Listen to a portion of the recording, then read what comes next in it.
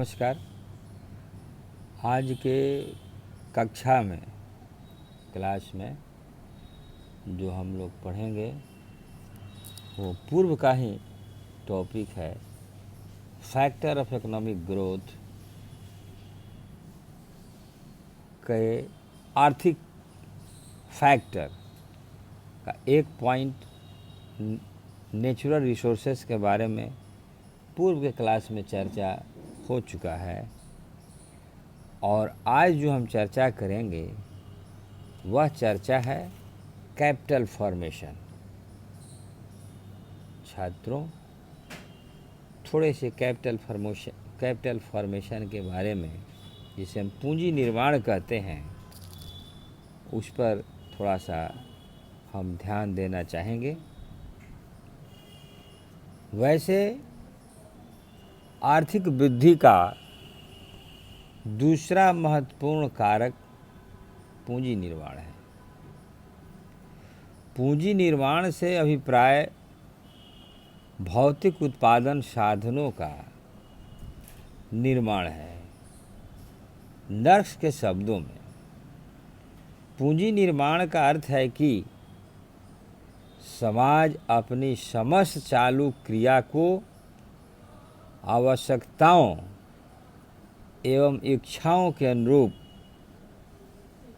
तत्कालिक उपभोग पर लागू नहीं करता, बल्कि उसके एक भाग को पूंजीगत वस्तुओं, संयंत्रों व उपकरणों, मशीनों एवं परिवहन सुविधाओं, प्लांटों तथा यंत्रों के निर्माण में लगा देता है। इस प्रकार पूंजी निर्माण पूंजीगत पदार्थों में निवेश है, जिससे पूंजी में वृद्धि होती है तथा राष्ट्रीय उत्पादन में आय बढ़ते हैं।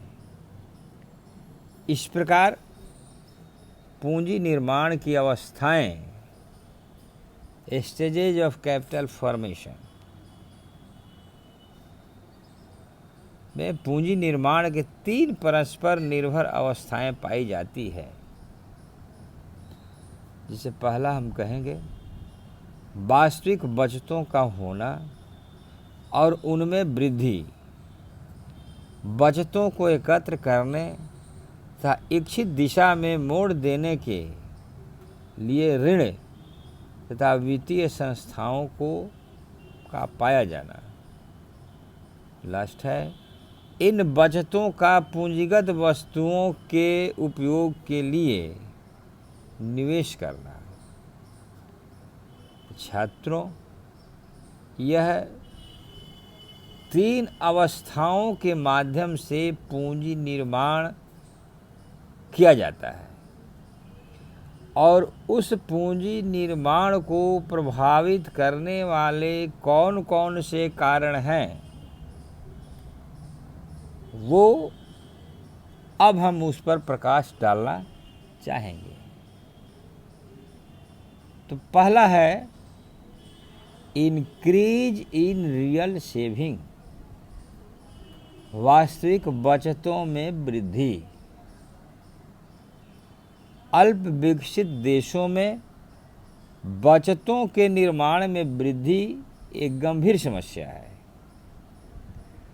बचत वास्तव में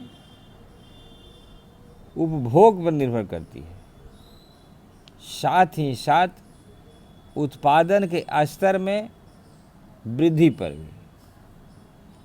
किसी भी अर्थव्यवस्था में उपभोग आवश्यकताएं लोगों के रीति रिवाजों, जनसंख्या के आकार और रहन सहन पर निर्भर करती है।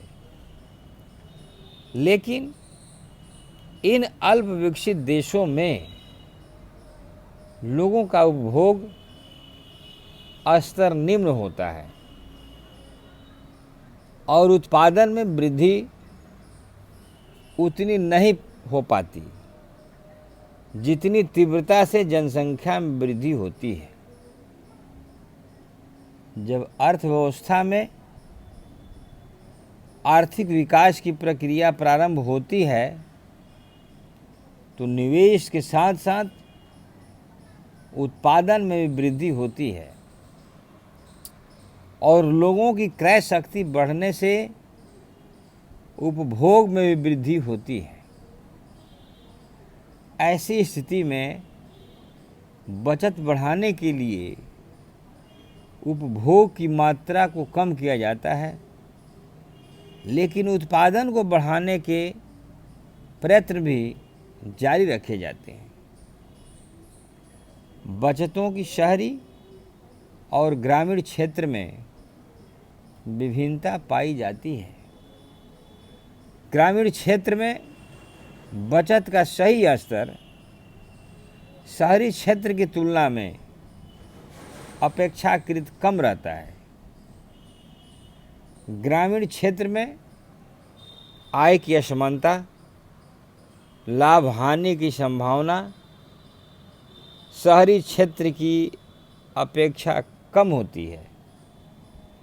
इसके अतिरिक्त ग्रामीण क्षेत्रों में संयुक्त परिवार प्रणाली अत्यंत सुदृढ़ पाई जाती है, जिससे ग्रामीण नागरिकों की बीमारी, बेकारी और वृद्धावस्था आदि के लिए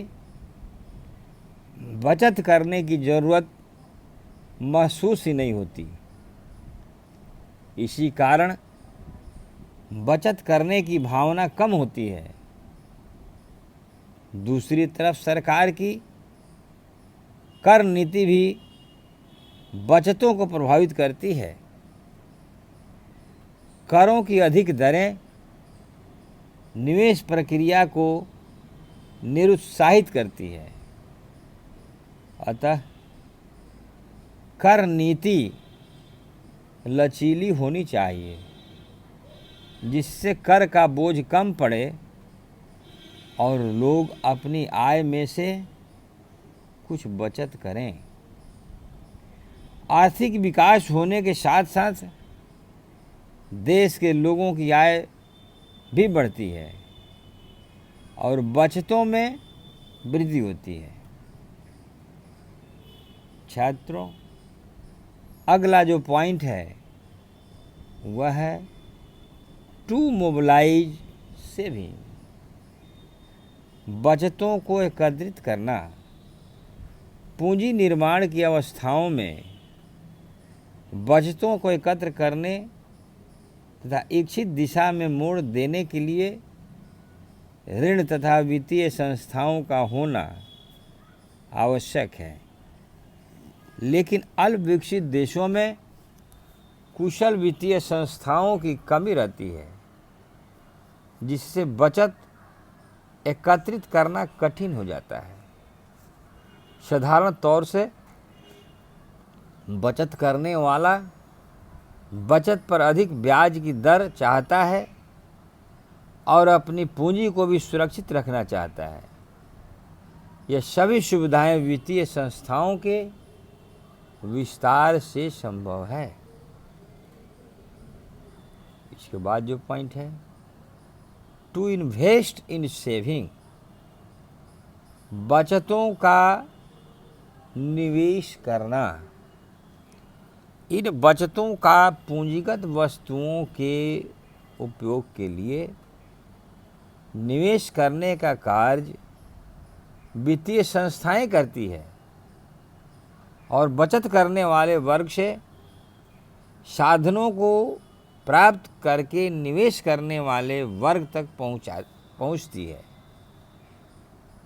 मुक्त बाजार अर्थव्यवस्था में वित्तीय संस्थाओं में प्रमुख बैंक, बीमा कंपनियां, सहकारी संस्थाएं हैं।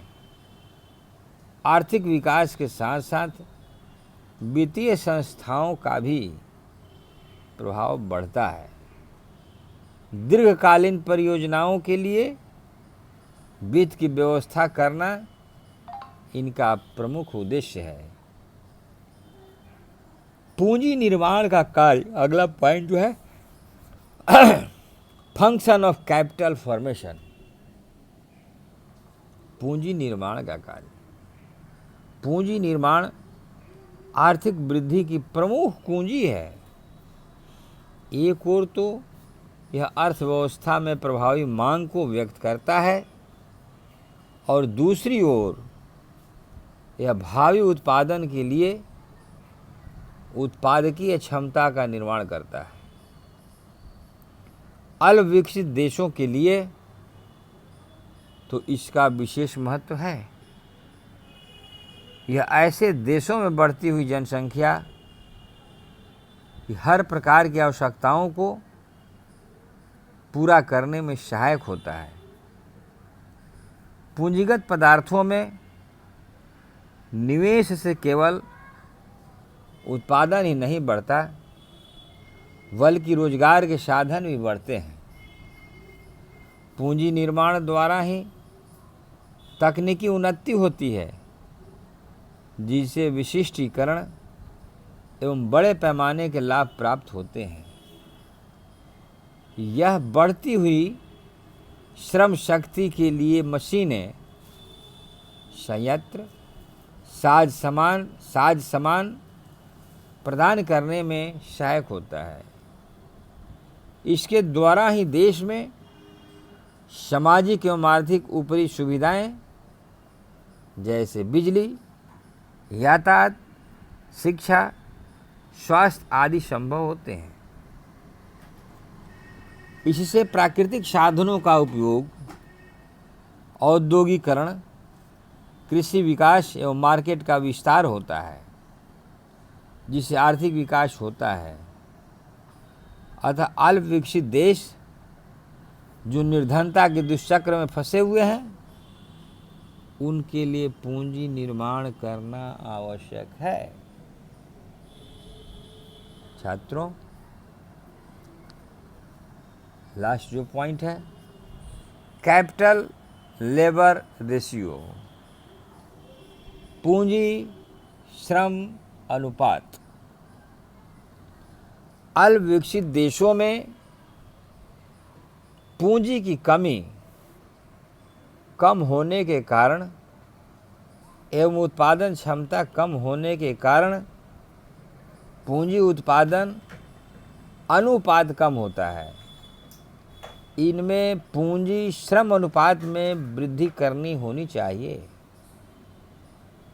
अति जनसंख्या वाले अल्प विकसित देशों में प्रति व्यक्ति उत्पादन में वृद्धि का संबंध पूंजी श्रम अनुपात की वृद्धि से होता है। जो देश पूंजी श्रम अनुपात को बढ़ाना चाहते हैं, उन्हें दो समस्याओं का सामना करना पड़ता है।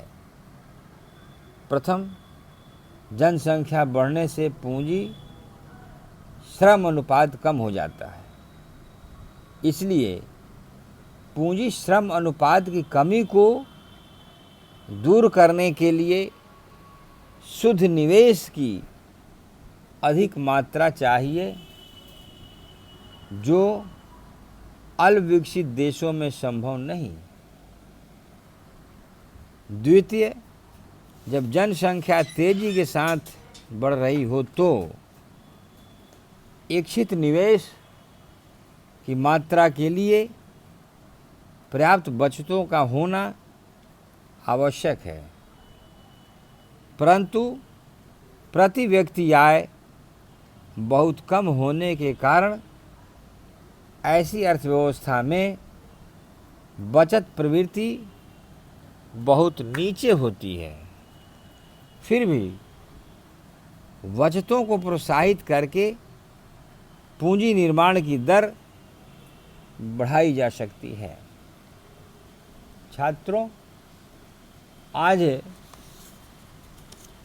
आर्थिक कारक के दूसरा महत्वपूर्ण कारक, इसके जो साधन थे वो समाप्त हुआ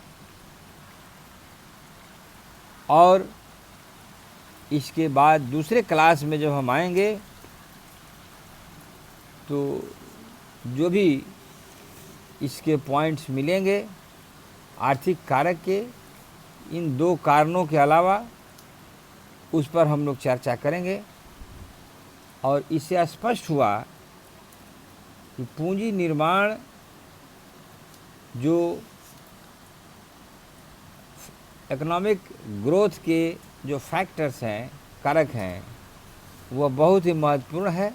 और ख़ास करके हिंदुस्तान के संदर्भ में जो अल्प विकसित देश हैं, उस वहाँ के लिए यह बहुत ही महत्वपूर्ण साधन है।